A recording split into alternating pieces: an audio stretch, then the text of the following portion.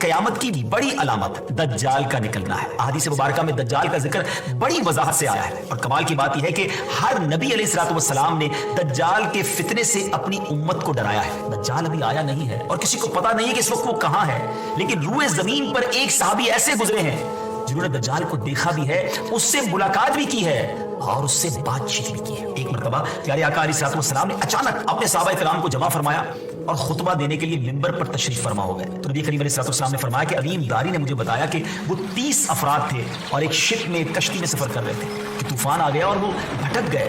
تقریباً مہینہ بھر وہ سمندر میں گھومتے رہے اور ایک دن سورج غروب ہونے کے وقت ایک نامعلوم آئلینڈ پر پہنچے۔ انہیں وہاں سیاہ رنگ کی مخلوق نظر آئی جس کے جسم پر بال بہت زیادہ تھے۔ انہوں نے اس سے پوچھا کہ تم کون ہو؟ اس نے کہا میں جاسوس ہوں۔ کہا کہ ہمیں اپنے بارے میں کچھ بتاؤ۔ اس نے کہا کہ نہ میں تمہیں کچھ بتاؤں گا نہ تم سے کچھ سنوں گا، تم اس بت خانے میں جاؤ، وہاں ایک شخص تمہارا بڑی بے چینی سے ویٹ کر رہا ہے، وہی تمہیں کچھ سنائے گا بھی بتائے گا بھی۔ پھر وہ سب اندر چلے گئے۔ وہاں ایک شخص سختی کے ساتھ زنجیروں میں جکڑا ہوا تھا۔ اس نے پوچھا کہ تم لوگ کون ہو اور کہاں سے آئے ہو؟ جواب دیا کہ شام سے آئے ہیں۔ اس نے پوچھا کہ عرب کا کیا حال ہے؟ اور ایک شخص وہاں پیدا ہونا تھا، اس کا کیا حال ہے؟ یعنی نبی پاک علیہ السلام کے بارے میں پوچھا۔ صحابہ کرام نے کہا کہ وہ اچھے حال میں ہیں اور ابتدا میں ان کی مخالفت ہوئی، مگر اب تو تمام عرب پر وہ غالب ہو گئے ہیں۔ اس نے کہا اچھا زغر کے چشمے کا کیا حال ہے؟ انہوں نے جواب دیا کہ وہ بھی اچھی حالت میں ہے، لوگ اس سے پانی پیتے ہیں، اس سے کھیتی باڑی بھی کرتے ہیں۔ پھر اس نے پوچھا کہ عمان اور بیسان کی کھجوروں کا کیا حال ہے؟ انہوں نے کہا کہ اس میں ہر سال پھل آتے ہیں۔ یہ سن کر اس شخص نے 3 چیخیں ماری اور بولا کہ میں دجال ہوں۔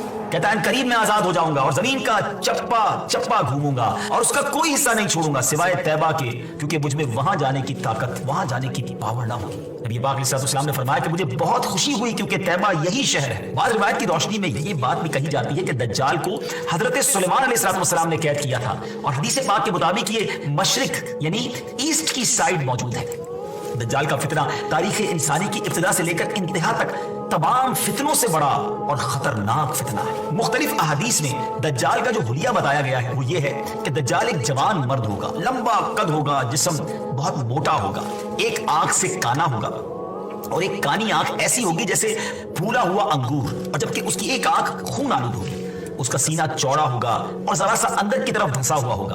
دجال کی پیشانی چوڑی ہوگی اور دونوں آنکھوں کے درمیان کاف فا را یعنی کافر لکھا ہوگا۔